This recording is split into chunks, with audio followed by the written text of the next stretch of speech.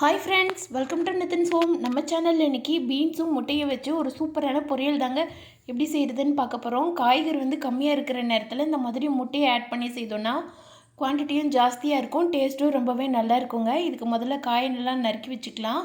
இதுக்கு 2 பச்சை மிளகா, பீன்ஸ் 1/4 கிலோ எடுத்திருக்கேன், அதையும் நறுக்கி வச்சுக்கலாம். கூடவே பெரிய வெங்காயம் முழு பெரிய வெங்காயம் 1 எடுத்திருக்கேன், அதையும் குட்டி குட்டியாக நறுக்கி வச்சுக்கலாம்.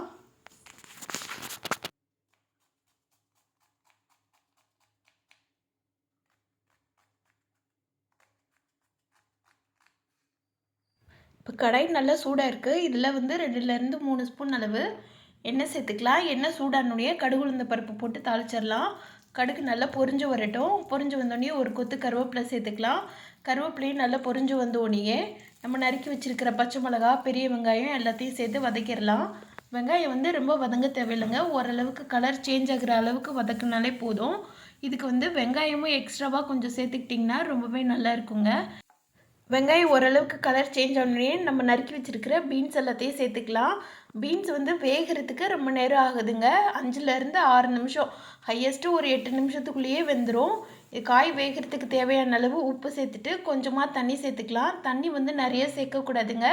நம்ம தெளித்து விட்டோம்னா ஓரளவுக்கு வரும்ல, அந்த அளவுக்கு சேர்த்துக்கோங்க. இல்லைன்னா ஒரு 1/2 டம்ளர் அளவு தண்ணி மட்டும் சேர்த்துட்டு எல்லாத்தையும் நல்லா மிக்ஸ் பண்ணி விட்டு வேக வச்சிடலாம். பீன்ஸ் வேகிறதுக்கு ரொம்ப நேரம் ஆகாது. காய் ரொம்ப நேரம் வெந்துட்டாலும் நம்ம முட்டை சேர்க்கும் போது ஒரு மாதிரி நசநசன்னு ஆகிடும்.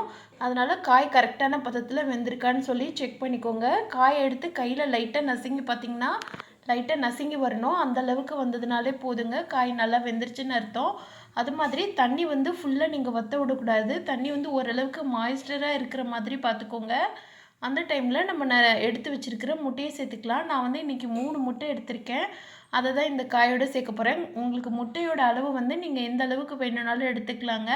ஜாஸ்தியாக முட்டை சேர்த்திங்கனாலும் ரொம்பவே நல்லாயிருக்கும். இது கூட கொஞ்சமாக பெப்பர் பொடி சேர்த்துட்டு எல்லாத்தையும் நல்லா மிக்ஸ் பண்ணி கலரி விட்டிங்கன்னா சூப்பரான பீன்ஸ் முட்டை பொடிமாஸ் ஈஸியாக ரெடி பண்ணிட்டோம். இந்த வீடியோ பிடிச்சிருந்ததுன்னா இந்த வீடியோவுக்கு லைக் பண்ணி சேனலை சப்ஸ்கிரைப் பண்ணாத ஃப்ரெண்ட்ஸ் எல்லாம் சப்ஸ்கிரைப் பண்ணிக்கோங்க. இந்த வீடியோ பார்த்த எல்லா ஃப்ரெண்ட்ஸ்க்குமே ரொம்பவே தேங்க்ஸ் ஃப்ரெண்ட்ஸ். தேங்க்யூ.